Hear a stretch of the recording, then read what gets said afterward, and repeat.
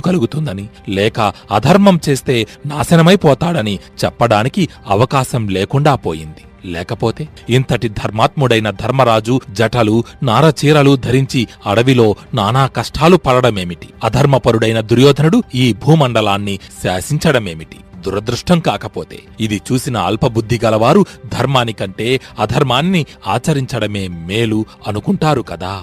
అయినా భీష్ముడు, కృపుడు, ద్రోణుడు, ధృతరాష్ట్రుడు మొదలగు పెద్దలు పాండవులు అరణ్యవాసం చేస్తుంటే చూస్తూ ఎలా ఉన్నారు అని ఉత్తములైన పాండవులకు, ద్రౌపదికి కలిగిన దురావస్థను చూసి బలరాముడు ఎంతగానో కలత చెందాడు. ఆ తరువాత ధర్మరాజు నిర్ణయం విని వారు తిరిగి ద్వారకా నగరానికి వెళ్లిపోయారు. పాండవుల అరణ్య అజ్ఞాతవాసాలు విజయవంతంగా పూర్తయ్యాయి. ఉత్తర అభిమన్యుల వివాహం వైభవోపేతంగా జరిగింది. బంధువర్గం అంతా ఆ పెండ్లికి వచ్చారు. అప్పుడు అందరూ సభలో కొలువుదీరి